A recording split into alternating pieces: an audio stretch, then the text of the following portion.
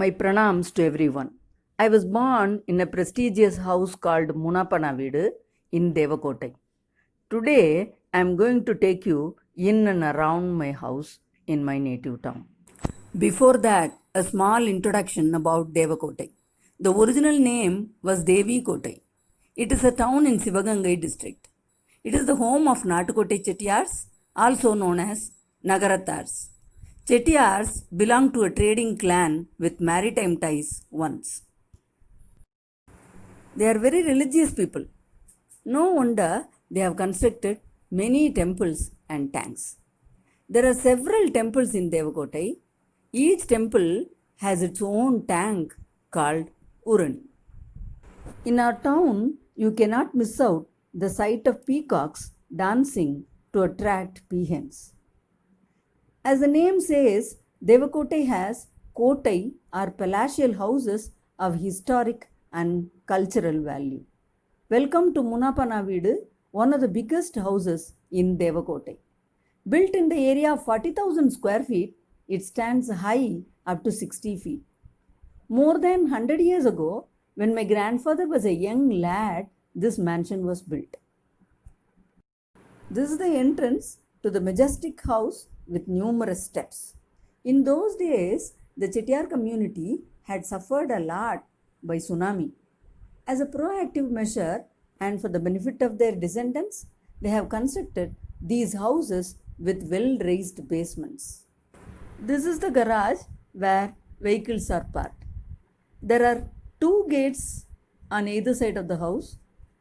Vehicles enter through one side gate and leave through the other side gate. Now we enter the house. This is the reception hall. We call it Mugapu, which is a self-explanatory word which means the front of the house. Here you can see stone benches for the visitors to sit. They are as old as the house. In the end, you can see a door that is the room for the Kanakapillai or the accountant to work. If we move little further, we have two raised porches running along the wall on both sides of the main door called Thinnai, where visitors are received. Not only this house, but all the traditional houses were built using a type of cement called Karai. The walls were polished with a paste made out of a ground mixture of egg white, lime, powdered shell, and a local fruit to give them a smooth texture. They are still gleaming. The tiles laid on the floor is from Athangudi, a neighboring village. This chessboard pattern is the most popular design. On the wall, embossed flower tiles are fixed. On top, you can see Ravi Verma paintings decorating the wall. Of course, they are not original. This is the main entrance. Look at the intricate carving on this main door. If we enter, we'll get into Valavu, as we call it. There is an open central courtyard for the light and air to enter the house. During hot summer also, the house is cool. It has two floors apart from the ground floor. You can see the first floor a little from here. It has a hall and a series of rooms. All the functions and marriages take place in the central courtyard. The courtyard will be covered and decorated during functions. The courtyard is surrounded by Sutupatti, that is veranda, with 6 rooms on either side. Stone pillars support the Valavu. The end of Sutupatti is made of white stone called Patiyakal.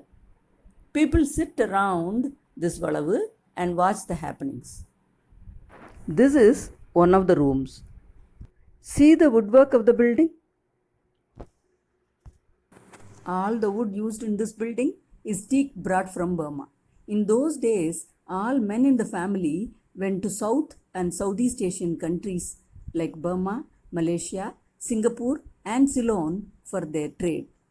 They brought all the construction materials from there. These mansions have the influence of architecture of those countries. They also brought chandeliers from Burma, crockery from Indonesia. Look at this mat from Burma. Maravai, a beautiful wooden plate, was also one of the imported items. When the men were away, the ladies stayed at home looking after their children. As their hobby, they knitted kotans and potties using palm leaves. In the four corners of Valavu, there are raised platforms called Petagasalai. There they keep petagam. On all four corners of the Valavu, there is a flight of wooden stairs. They lead to first floor of Valavu. The roof of the house is made of multiple layer of terracotta tiles. Rainwater is collected through a structure called Kudalvai and filled in Kidaram, a giant-sized drum. The waste water flows through the gutter, passes under the floor of Valavu and Mogapu and reaches a small enclosure in the entrance. This water is made to flow through a network of channels into the temple tanks. Even in those days, they had a good rainwater harvesting system. How wonderful! From Valavu, we enter into Kalyana Kottagai through a passage. This is the dining hall of the house.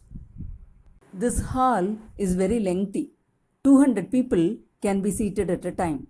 There are high windows fitted with colorful glasses on the upper side of the wall near the roof plate.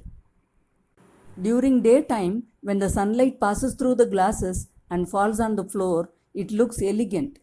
In my childhood days, I remember playing Color, Color, What Color Do You Want there. We have 3 rooms on each side of the hall. These rooms are used to keep groceries and vessels. These rooms are called Ukrana Arai.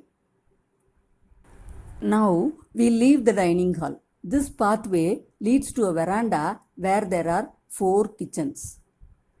This door takes us to the backyard area. During functions, a team of cooks prepared feast with clay stove. But nowadays, they use gas stoves along with clay ones. These 4 kitchens are meant for 4 people. My grandfather, his brother, and 2 more Pangalis. The house is symmetrically divided among them. For functions, they use the whole house unitedly. Now, their heirs continue to live here. Chettinad houses are a testimony to the successful joint families. This is the doorway that leads to the end of the house. This is the back door of the house. The distance between the front door and the back door is about half a kilometer. A special feature of these houses is that all the doors are aligned in a straight line. They were built as per Vastu Shastra. The Chettiar community was closely connected to seas as the men went to foreign countries by sea to earn money. As a tribute, conch is blown on all functions and festivals. Also, Thirumangalyam, we call it as Kaluturu, is made of shapes like crabs. This information I heard it from my mother. I feel proud to be born in this house. I hope you would enjoy visiting this palatial house, Munapanavedu. Don't forget to subscribe my channel, Learn with me. Thank you for watching. Namaskar.